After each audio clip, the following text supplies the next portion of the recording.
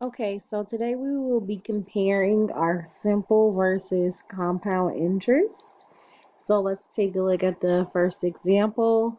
So it says Holly is taking out a loan in the amount of $10,000.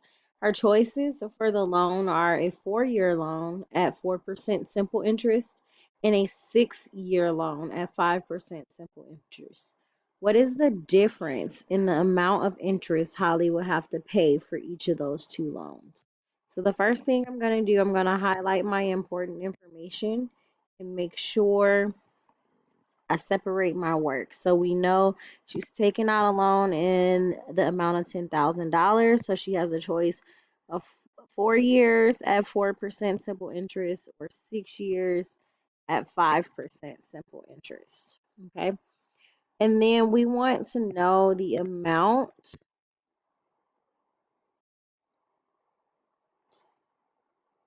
difference in the amount of interest. So we know the formula for simple interest is I equals PRT, which is interest is equal to principal times rate times time. Okay, so option one,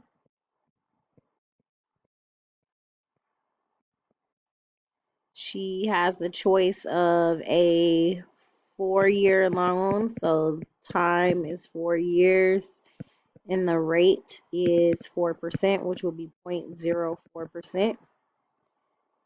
Option two,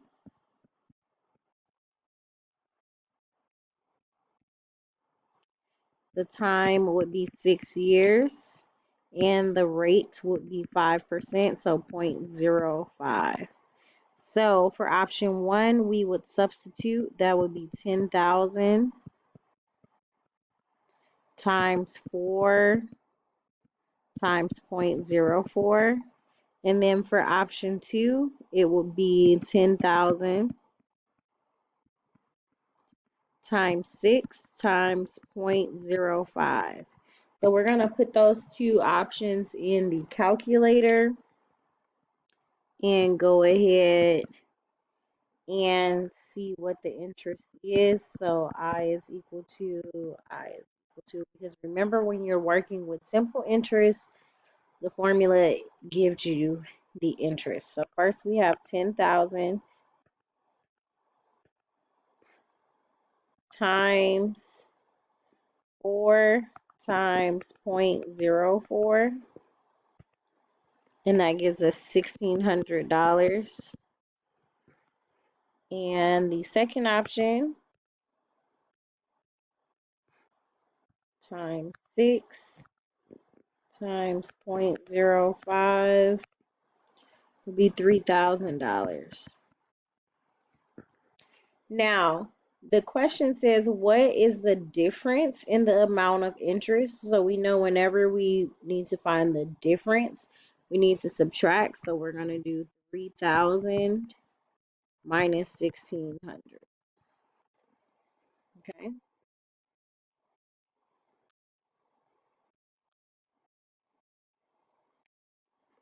So the difference is $1,400. Okay.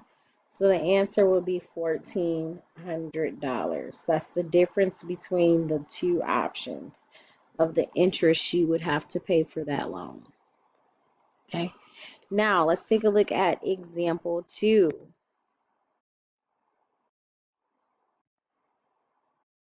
So for example two, it says Olivia will deposit $1,530 in an account that earns 6% simple interest every year. Okay. Her sister Melinda will deposit $1,500 in an account that earns 8% interest compounded annually. The deposits will be made on the same day, and no additional money will be deposited or withdrawn from the accounts. Which statement about the balances of Olivia's account and Melinda's account at the end of the 3 years is true? So, first I am going to organize my work. Okay, so I'm going to put O for Olivia and M for Melinda. Okay, so your P, R, and T. So remember, your simple interest formulas are different from your compound interest formula.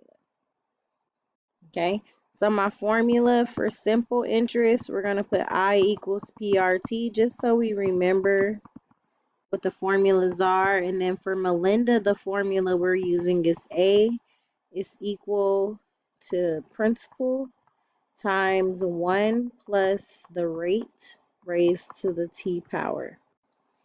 Okay, so our principal for Olivia is 1530.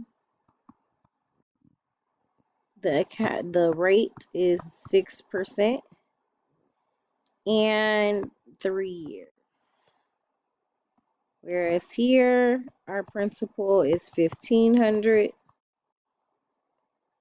okay, at 8% at 3 years. Okay, so now we're going to substitute in our values. So you have 1530.06 and then 3. Okay, so the interest on Olivia's loan or her account would be the following. So we're going to multiply using substitution. Okay, so she earns $275.40 in interest. Okay, now the question is asking about the balance. So we need to add 275 to our principal because we want to figure out what the balance is. So 1530. And so Olivia's balance would be 1805.40. Now we go over to Melinda's account and we're going to substitute in our numbers. So her balance or her principal was $1,500. We have 1 plus 0.08%. And we're going to raise that to the third power because it's 3 years. So the account balance for Melinda would be 1889.57. We're going to round because we're talking about money. We're going to round to the nearest hundredth. Now we just want to find the difference between the balances. So I'm going to subtract the two balances and we're going to find the difference. And the difference is $84.17. Okay. So that means that Melinda has $84.17 more cents in her account than Olivia does at the end of 3 years. So now you're going to go ahead and complete your assignment. Make sure you show your work for each question and have a good day.